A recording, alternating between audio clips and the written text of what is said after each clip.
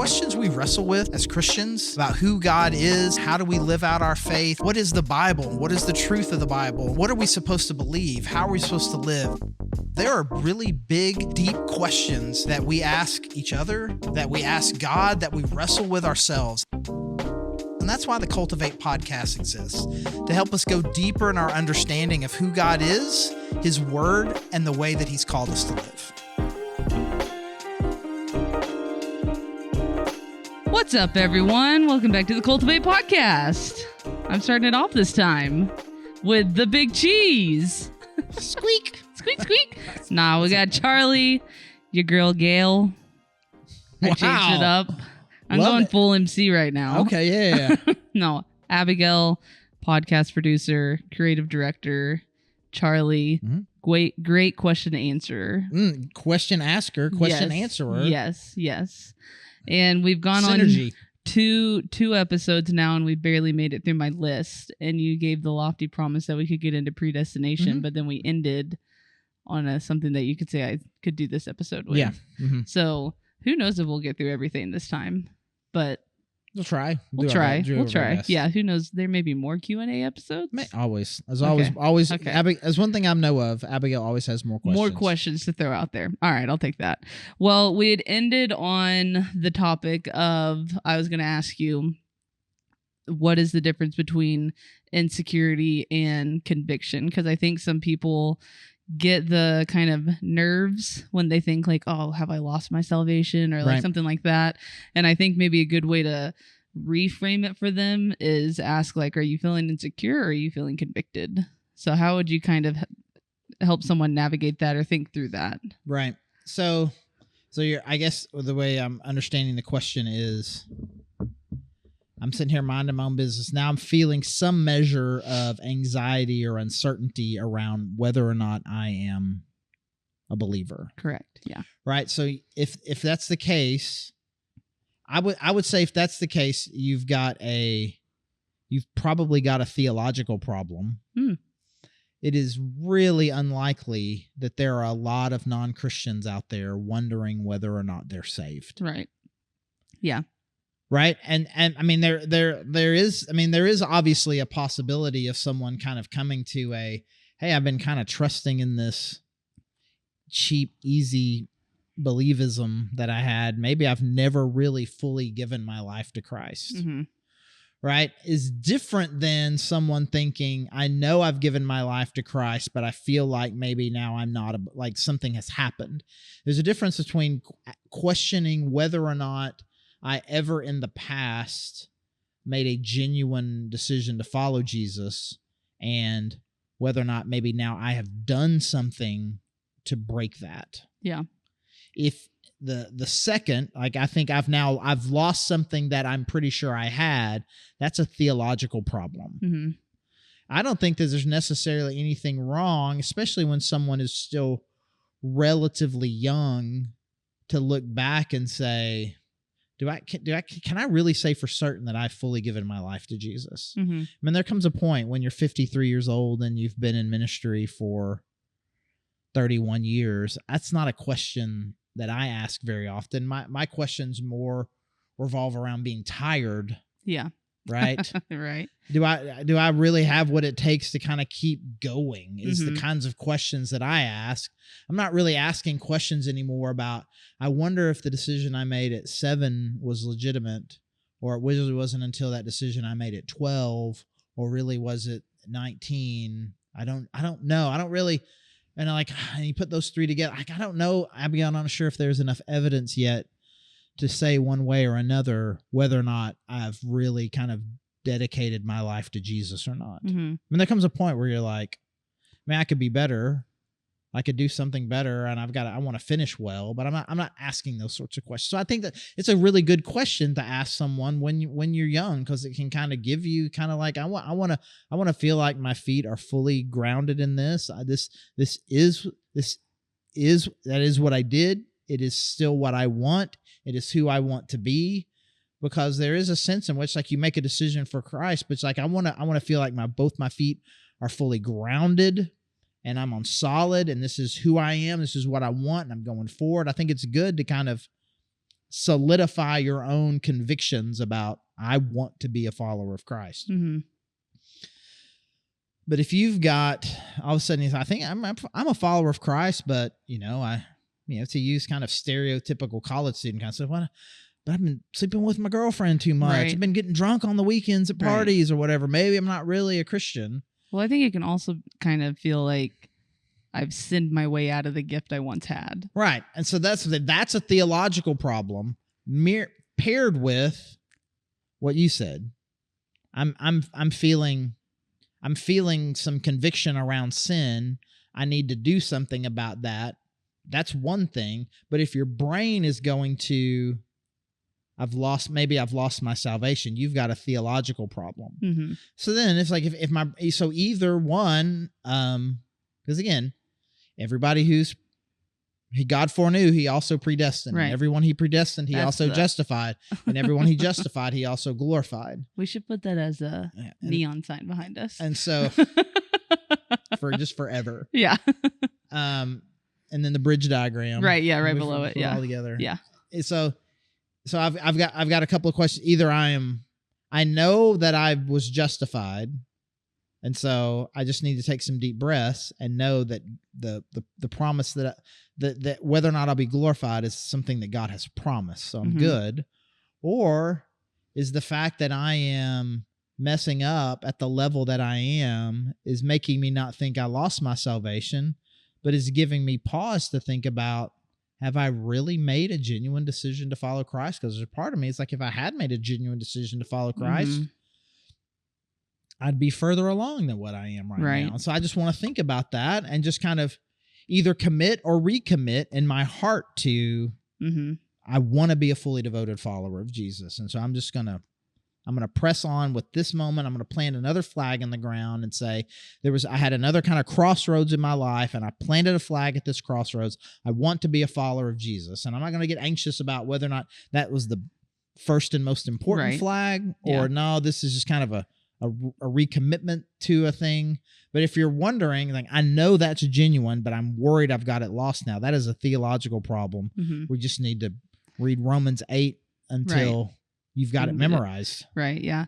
Well, it reminds me of, it was such a simple thing, but a really powerful thing that my counselor said to me was when I was, as you mentioned last episode, I came to you and said, I think I'm at 0 and I don't think there really is a God, like all those things. But I was at a place where I kind of had the wrong mindset theologically of thinking that I had sinned my way out of a gift. And her response was just, that's not the God that I know. I was like, interesting. So maybe I know the wrong God. Like it really stopped me of her pointing out that it was a theological misstep of assuming that fear could be true. So I think that is like a good, I like that because I mean, we're probably not going to stand before God and him be looking at our flag posts and think, well, you put the flag wrong. You're remembering the wrong date. That's probably not what he's going to be asking about. So this is completely off topic, but as I took a sip of my water, I got water on my upper lip. You remember when there used to be just like a whole commercial ad campaign for milk? Yeah, I do remember that. There's no brand. It was just milk. It was just the American Dairy Association, wasn't it? Wasn't that who was putting I don't that know. out? I just was or like, the National Milk Association. They just really wanted to sell the idea of drink milk. Yeah. Like we could do an ad campaign for apples or like bananas. And they're pitching it like it's so this is all about health and calcium, but it's like it's people who make money when milk gets bought. Yeah. It just took me back that we don't really have commercials like that anymore. Always thought milk on your lip, it was disgusting. Oh, it is disgusting. It was not like, oh man, look, they're drinking so much that. milk. That's fun. That's gross. It's just gross. It's not clever. It's not cute. It's just gross. That's funny. All right, well, let's see if we can hop into the predestination discussion. Okay. So I guess in that, say the Romans verse again. Those he foreknew, he also predestined to be conformed into the image of his Son. And those he predestined, he also justified. And those he justified, he also glorified.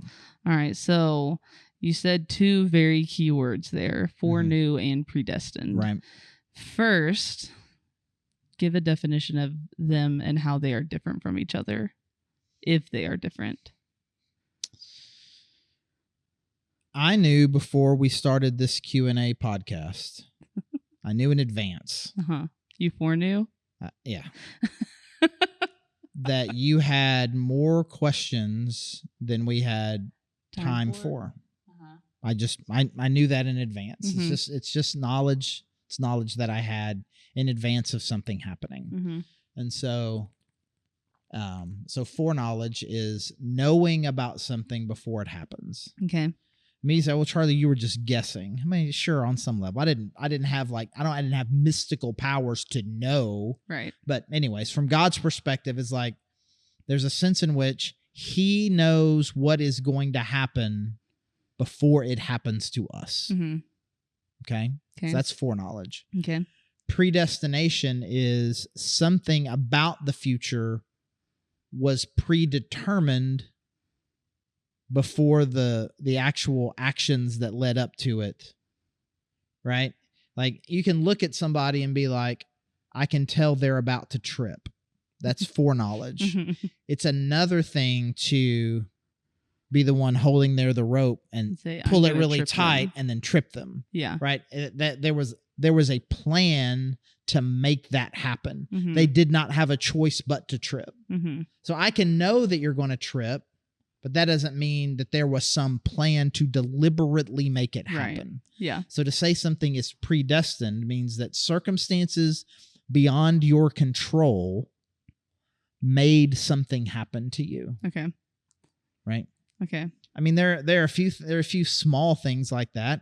It was predestined that before you were born, you were going to be raised in the Methodist Church. Sure. It was predetermined, and you did not have any, like, by the fact that my parents were already going there. Yeah, you didn't have any choice in the matter. Yeah. There's nothing about you didn't have any free will in that matter. It was chosen for you and destined by circumstances before you and outside of your control. And so predestination, depending on what specifically we're talking about, is that there are some aspects of your life that are not determined by your choices, but were created in advance. Okay. All right. Well, these are going to take some heady directions, and you're going to clean up my thoughts as we go. Perf. So when I think of predestination in this context, it makes me think that there's some kind of like inevitable, compelling force that's going to make you choose God at some point. Is that what it's talking about? Or is it like he just knows that at some point I created everyone, but I'm only going to make 3/4 of them choose me? So now we're on to not defining the term, but defining the means by which the thing happens. Okay. Right? And so before you were created, did God know that you were going to be saved? Yes. So he foreknew you. Yes. Right? So because he's in this timeline. Okay, yeah. So now we're back. Now we're timeline. We talked about that here in this podcast, and I talk about it all the time. We've talked about multiverse. Yeah. Well, I told you that I always think of Loki, seeing the tethers going. Yeah. So God, you know, if God exists outside of time and outside of space, then He created our universe. He created it beginning to end at one time, right? If we genuinely believe that. And so then everything got created. If everything got created all at once, then from God's perspective, you were and have always been saved.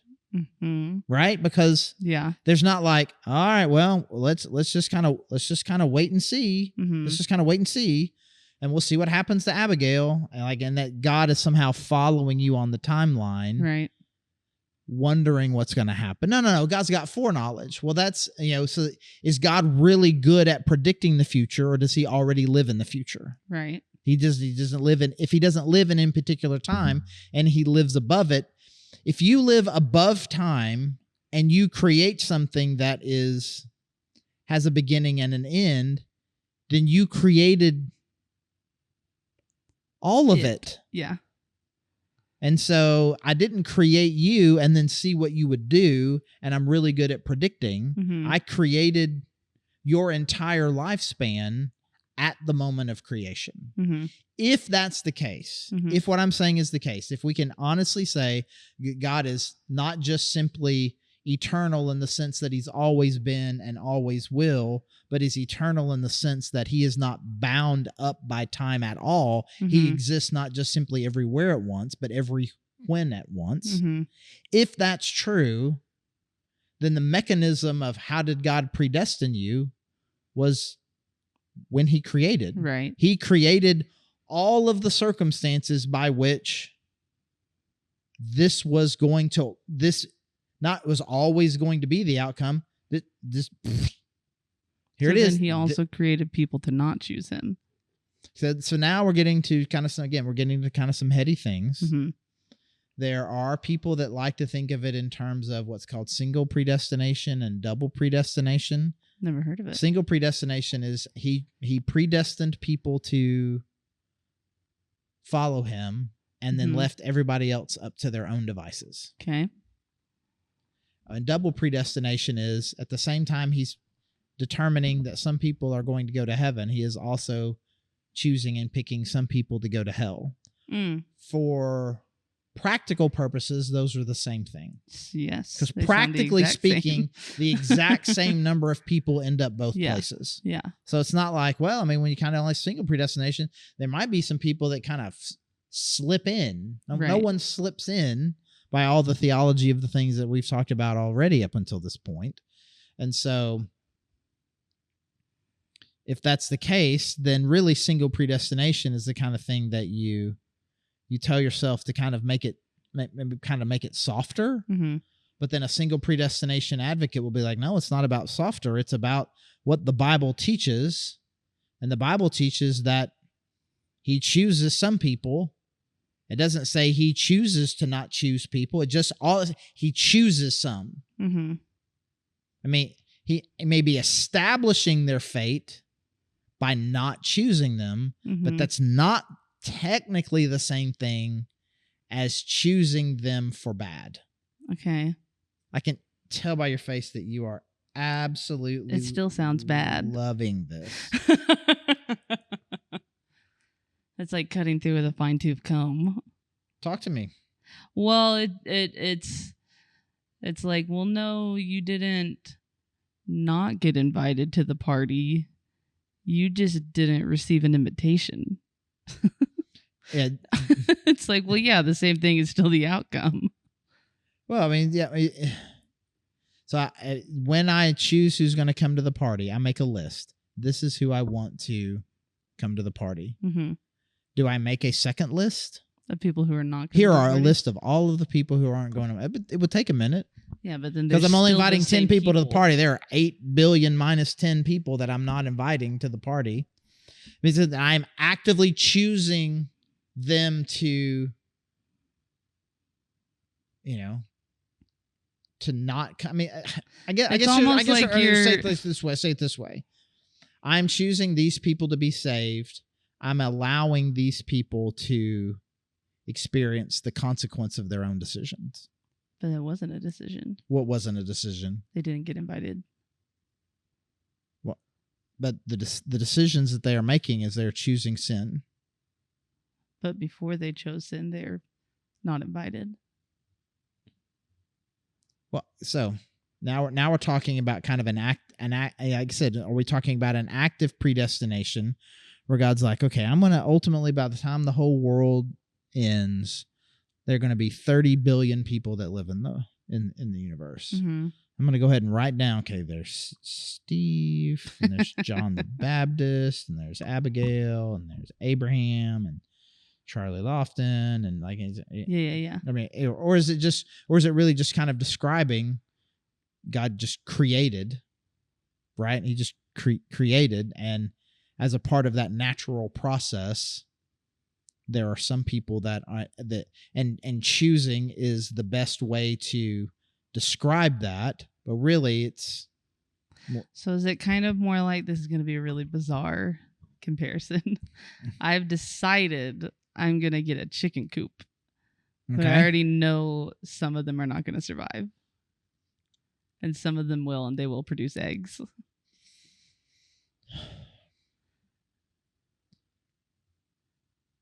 That's he doesn't like it. Well, no. I mean, it's a perfectly fine illustration of something. That is an illustration of people who don't believe in predestination trying to soften it to a significant, soften it enough where they feel fine about it. Okay.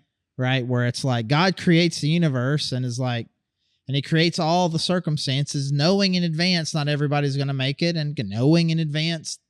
And he's smart enough to know, which is smarter than you as the chicken coop owner, right? He's smart enough to know exactly which chickens will make it and which ones won't. Right.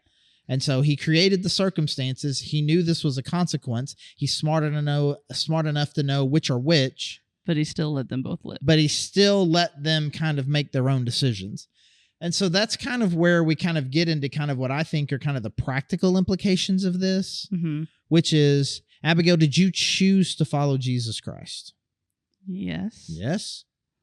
Did God know you were going to make that choice before you did? Yes. Did God create all of the circumstances in your life that led to you doing that? Yes. Okay. Well, then if God created all the circumstances and it was really kind of based then, that's the only thing you could have done. Did you really choose him? I want to say yes. Yes, I did. I did choose him because, again, when we talk about predestination versus choosing or having free will or whatever, we're talking about what is life like on my timeline and what is life like where God is, where there is no timeline. That's two very different perspectives on the universe. From God's perspective, everything that ever has happened or will happen exists as one thing in his mind. And when he created it, he created all of it. And he created it with full knowledge and awareness of exactly who was and wasn't going to choose him. Do you think he was sad that he created things that weren't going to choose him? And so now that sounds really petty, but genuinely asking. We're trying to figure out the motives of someone who lives way up here, who creates timelines in an instant. Why would a God... And then from our perspective, he is wanting us down here to willingly choose him. And he obviously, there was something that he didn't have that he wanted that inspired him to create us. He wanted to create us. There was some desire that he had that made him want to do this.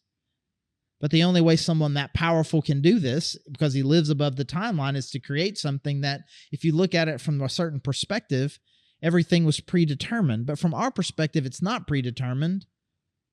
He wanted us, he wanted there to be a group of beings that have a measure of freedom that got to experience how wonderful and how gracious he is. Right. And I think once we start getting into, man, what are the motivations of an eternal being to create limited beings to essentially what feels like, logically, a predetermined course of life, because what he says that he wants is to be able to be in relationship with us. But he wants us to have a measure of freedom. But someone as powerful and big and outside of time as God can't really create what from his perspective is full freedom, but is from our perspective full freedom. So he's receiving from us, even though it was predetermined, he is receiving from us our saying to him, based on everything that I know, I want to worship you. And that is providing something for him that he wanted, not needed. Yeah. To be theology proper precise here, but it is something that he wanted, and he wanted it. And you can kind of keep going to what feels like logical conclusions, and you'll end up at that doesn't make sense, because we can't reconcile what we feel and experience on this timeline to what he's experiencing, because on some level, it doesn't seem like, if what we're saying is true, that God exists way up here and we exist on this timeline, and he already knew in advance everything because he created it all at once, what pleasure does God receive then from my devotion? Because in the same way he created me, he created the devotion. Right. So I down here, and all I can think about is what it's like on my timeline, and I can imagine what this is. Then it is hard for me. It is really hard for me, and now I'm not speaking in the hypothetical, and I'm just saying real. It's really hard for me to imagine and fully comprehend what I would say these are what God's motives are. Right. This is what motivates God. Because you don't know. All I can really do is try to put English words to kind of compare to things that I know that motivate me. Right. And then try and map that onto something. Right. I know why we had 2 daughters, and I know why we went out and adopted one. And God uses that, and God/Paul in Romans to describe what it is like. He uses adoption as a metaphor, and I can totally connect with that. And on some level, on my timeline, God is a God who just kind of sits maybe just right above our timeline and created us and is watching us and loves us the way that a dad does. I can relate to that. But if you're going to go up several levels of order to really kind of make God bigger than what you can even comprehend, then the reality is there is no way for him to communicate to us what his true motives are, because he's got to, you ready for a fancy word? Love it. He's got to anthropomorphize himself a little bit to even explain to us some version of what his motives are. But if we were rid ourselves of the anthropomorphization and just kind of put God where we know he is and says, what motivates him? Okay, my brain just short-circuited. Right. Which is why, in part, anybody who ever caught even a glimpse of the shadow of God it was too much. Is terrified and overwhelmed. Or they have glimmering faces. Right? And they have glimmering faces. Yeah. Like, I'm going to let my shadow, you cover your face, and I'm going to let the backside of my shadow pass by, and you'll get something. Well, now your face glows for a week. Which and you didn't really see anything. Craziest thing. Well, you send Isaiah up there, and the room is so full of mist, you can't really see anything. But whatever he was experiencing was like, I shouldn't be here. Too much. Shouldn't be here. I shouldn't be here. Please. And then they burn his tongue with a charcoal, and he's like, okay, well, this is better now. Better. Well, now I'm fine. Now this is preferable. I'm going to, okay, now you're fine. Okay. Right. And so I think the problem comes from we are trying to reconcile our reality with his reality in a way that makes sense. And if I try to reconcile my reality with his, my brain short circuits. Right. If I try to reconcile his with mine, I've made God very small. Yeah. Then God becomes, and I know I've talked about this in other contexts. I was surprised anybody outside of nerd world like me was even put this question together, but it's like, there's a thing called process theology, which is God had enough power to get things going, but doesn't really have the ability to kind of control things. And he's just kind of walking along the timeline. He really is more just like a dad. I have enough power as a dad to, with my wife, make a kid, but I don't have any means by which to control that kid. I can shape that kid, and I hope for the best. And maybe this God is smart enough to know what's going to happen, but really he's just kind of carrot and a stick, right? He's like, please, please, please, please, yay, please, please, please, oh, don't, yay, don't. I mean, that's really all he's doing. So we reduce God to something, and so we either reduce God to something significantly less than what he is, or we short circuit our own brain trying to have our reality make sense with a God that is an infinite number of levels above what we are. Yeah. My best illustration of this is, Abigail, I want you to communicate the color purple to an ant. It's just impossible. And so if, it's, and you try to imagine that both from the ant's perspective and from your perspective. Mm-hmm. So from the ant's perspective, It's like, it would just be like, I don't even, where's the food at? And then from your perspective, it's like, I'm limited not in my ability, but I'm limited by the nature of this created being. There's really actually only a limited number of things I can communicate to them. Mm-hmm. And one of them is, here's where the food is. Right. I can do that. It's not that God can't. Mm-hmm. It's just based on the limitations of the person, we can't receive it. And so there eventually comes a point where we chase this down enough and think it through deeply enough where you end up with, I'm just not him. I just can't. And I'm either going to end up in a place where, again, God is very small, or this doesn't make sense to me. It doesn't seem fair. It doesn't seem right. But I think if you end up at some point where you're like, I don't know about that. Yeah. I don't know about it.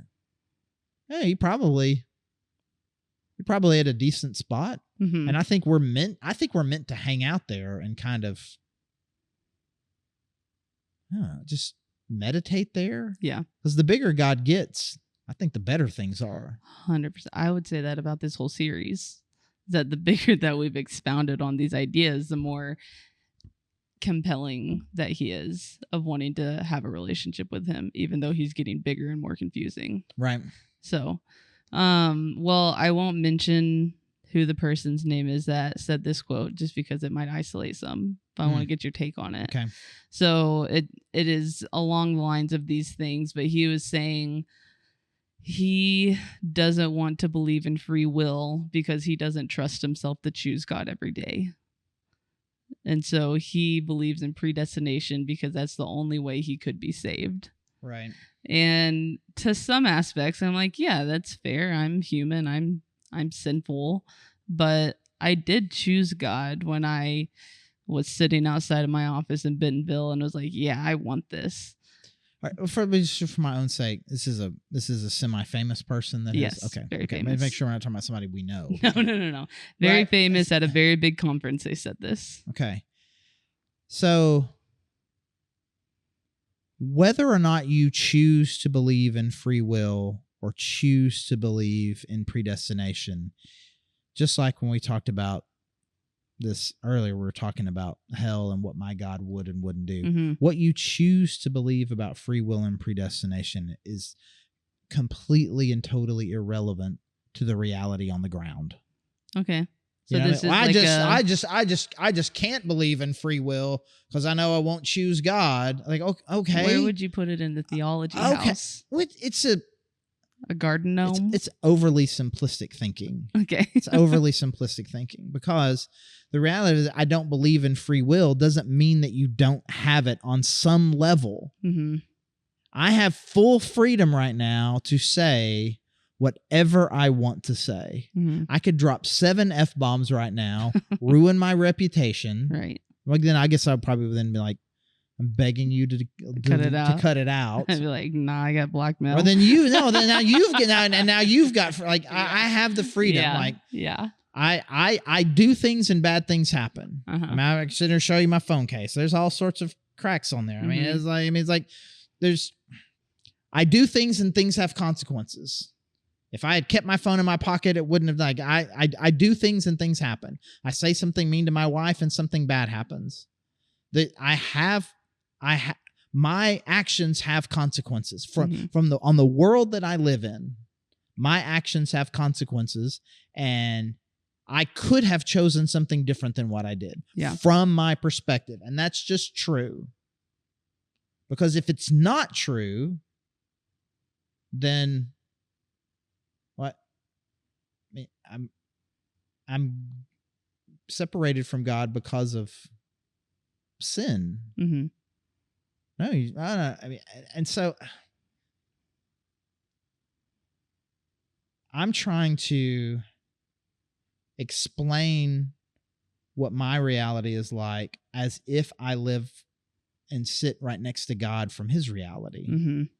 I mean, you can say, I am thankful that all of this is in God's hands. Because that's what Romans 8's about. Mm-hmm. Right here on the wall behind us. That's what Romans 8's about. You don't have to be so nervous. Yeah. Because God's got this from beginning to end, and he says he's not going to lose anybody. Mm-hmm. He's not going to lose anybody. You can take comfort in the fact that it is not going to be a series of choices on your part that are going to get you from justified to glorified. Mm-hmm. You can take comfort in that, because not only can you have full assurance of making it that far, but it was actually God's hand all along that got you to the point that you're at right now. Yeah.